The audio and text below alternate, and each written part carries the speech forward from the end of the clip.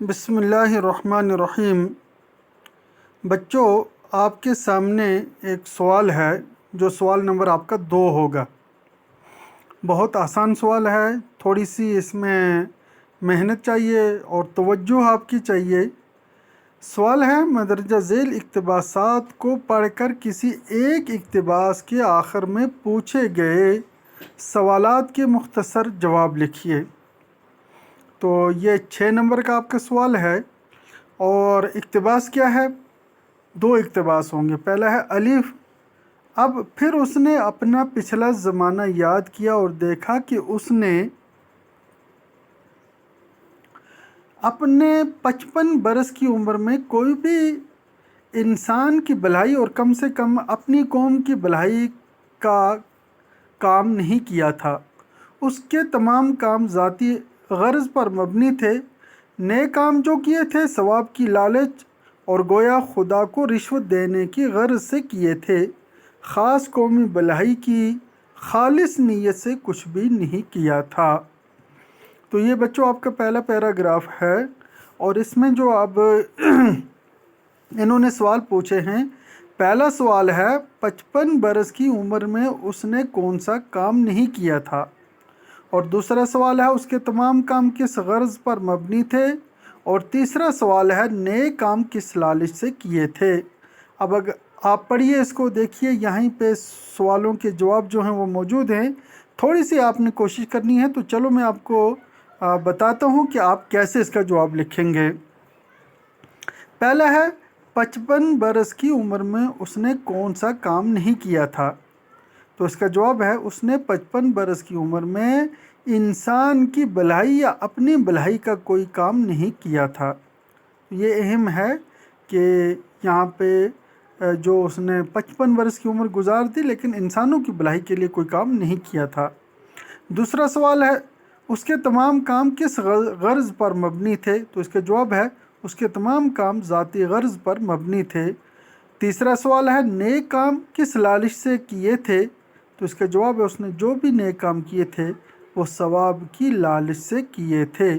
دیکھیے لالچ ایک الگ چیز ہے اور ذوق سے شوق سے کرنا الگ چیز ہے، انسانوں کی بھلائی کے لیے کرنا یہ الگ بات ہے۔ تو بچوں دیکھو، آپ کو ایک ایک لائن لکھنی ہے، اور اگر آپ کا گرامر اچھا ہے اور آپ کی لکھائی اچھی ہے تو یہ 6 نمبر جو ہیں یہ بالکل آپ کے لیے حاصل کرنا جو ہیں آسان ہیں، بالکل آبجیکٹیو کے طرح جو ہیں۔ اب دیکھیے اس کا دوسرا پارٹ جو ہے وہ میں تو یہی کہوں گا کہ گلی ڈنڈا سب کھیلوں کا راجہ ہے۔ اب بھی جب کبھی لڑکوں کو گلی ڈنڈا کھیلتے دیکھتا ہوں تو جی لوٹ پوٹ ہوتا ہے کہ ان کے ساتھ جا کر کھیلنے لگوں۔ نہ لان میدان کی ضرورت، نہ شنگارڈ، نہ نٹ کی نہ بلے کی، مزے سے کسی درخت کی ایک شاخ کاٹ لی، گلی بنائی اور 2 آدمی بھی آگے تو کھیل شروع ہو گیا۔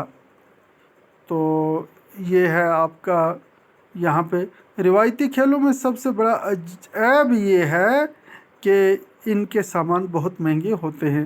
اب وہی 3 سوال، کون سا کھیل کھیلوں کا راجہ ہے؟ تو آپ نے پڑھا کہ گلی ڈنڈا تمام کھیلوں کا راجہ ہے۔ گلی ڈنڈا کھیل کا سامان کیسے بنایا جاتا ہے؟ تو وہاں پہ دیکھو تھوڑا سا آپ نے وہاں پڑھا کہ مزے سے کسی درخت کی ایک شاخ کاٹ لی، تو یہاں پہ یہ نہیں لکھنا ہے کہ مزے سے کسی درخت کی ایک شاخ کاٹ لی، بلکہ آپ نے اس کا جواب یہ لکھنا ہے کہ گلی ڈنڈا